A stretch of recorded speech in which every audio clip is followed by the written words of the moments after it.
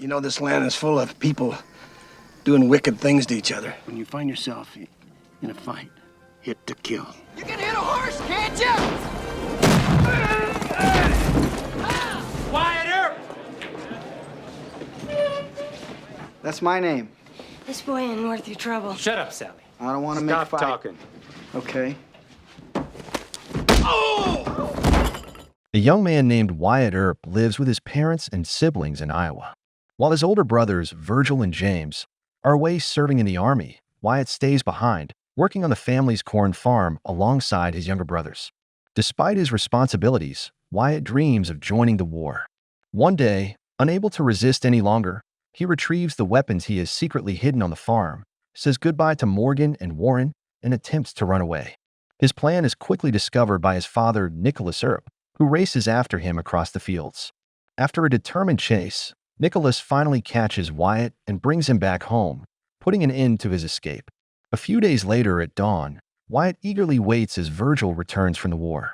He greets him with excitement and pride. Soon after, James arrives as well, but the mood shifts when Wyatt sees that he is badly injured. Nicholas warmly embraces his sons, grateful that they have returned alive. Not long after, Nicholas gathers the entire family and announces his decision to move west to California, hoping to build a better future. After several days of travel, the family finally arrives and begins settling into their new surroundings. Wyatt adapts quickly to the change, but one day, he witnesses a man being shot and killed right before his eyes. The shocking sight leaves him shaken and physically ill. Once Wyatt calms down, Nicholas sits him down and teaches him an important lesson about the harsh reality of violence, reminding him that no matter how cruel the world becomes, he must always stand on the side of the law. 7 years later, Wyatt is now in the Wyoming Territory, working as a wagon driver with his close friend Dutch. Together, they transport goods across dangerous routes, often facing threats from robbers. One day, they are chased through the desert by a group of bandits, but through quick thinking and teamwork, they manage to outsmart their pursuers and escape. Afterward, the two discuss their past experiences, and Wyatt admits that he has never shot or killed anyone, expressing his hope that he never has to. To earn extra money, Wyatt also works as a referee for local boxing matches. During one particularly intense and brutal fight, he remains calm and fair, eventually declaring the winner. However, a man named Ed Ross, furious after losing a bet, later confronts Wyatt and knocks him unconscious. That same night, Wyatt learns that a drunken Dutch has been spreading word that Wyatt intends to fight Ed. When Ed storms into the bar and challenges him, Wyatt tries to avoid the conflict, but when pushed too far, he reacts swiftly, striking Ed with a billiard ball, overpowering him, and taking his gun belt as a symbol of victory. Sometime later, Wyatt travels to Lamar, Missouri, to study law under his grandfather. There, he reunites with his childhood sweetheart, Urilla Sutherland. Their bond quickly rekindles, and after a short period of courtship, Wyatt proposes. Urilla accepts, and Wyatt takes on the role of town constable to support their future while continuing his studies. The couple buys and furnishes a home, then marries surrounded by family and friends. Their life together is filled with happiness and warmth, and soon they are overjoyed to learn that Urilla is pregnant.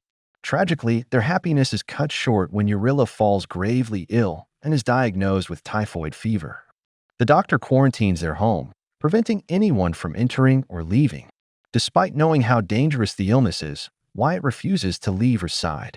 He cares for her day and night, holding on to hope, but eventually, Urilla dies in his arms. Completely shattered by the loss, Wyatt attends her funeral, but is unable to process the grief. That same night, he drinks heavily, sets fire to his home, and leaves everything behind, trying to burn away the pain that consumes him. For the next 9 months, Wyatt wanders aimlessly from town to town, drowning in sorrow. He eventually ends up in Arkansas, living a life of desperation. One night, after being thrown out of a barn, he begs a passerby for money to buy food. When the man hesitates, Wyatt snaps, attacking him, stealing his belongings and taking his horse. The next day, when he attempts to sell the horse, it is recognized as stolen. Angry locals quickly turn on him, beating him and handing him over to the authorities. Wyatt is arrested and faces execution for his crime. Just when all hope seems lost, Nicholas arrives.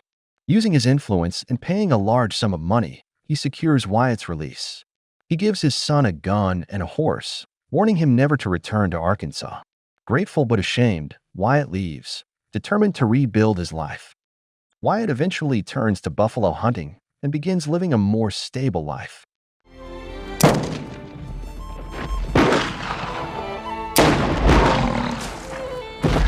During this time, he meets brothers Ed and Bat Masterson and hires them.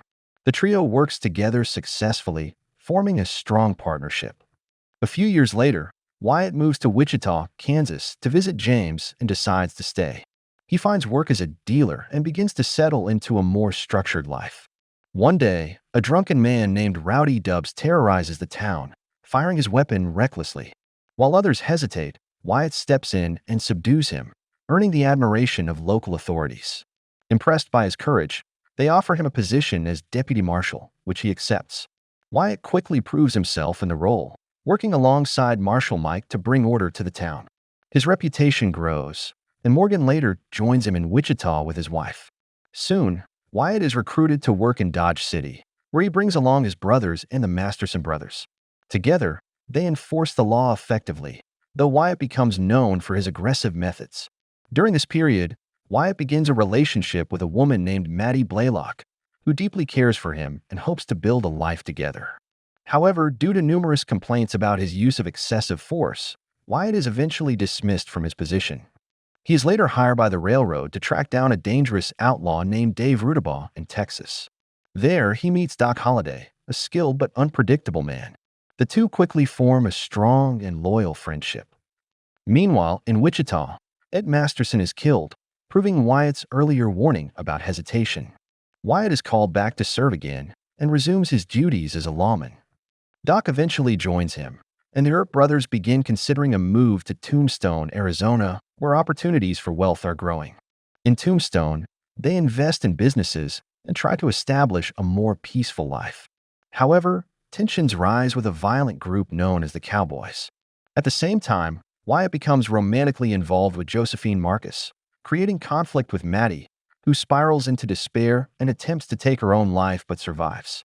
As threats from the Cowboys escalate, Wyatt and his brothers confront them at the OK Corral. A deadly gunfight erupts, leaving several outlaws dead while Virgil and Morgan are injured. Though Wyatt and his allies are later cleared of murder charges, the conflict only deepens. The Cowboys seek revenge.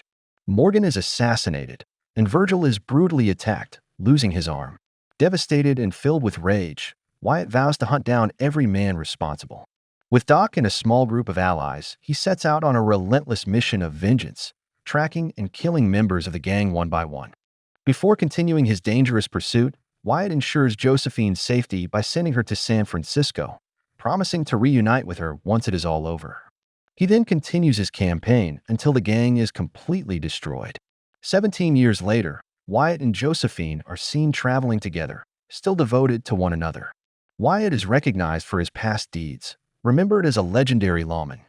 It is revealed that Doc Holliday died years earlier in a sanitarium, while Virgil and James lived out their lives in California.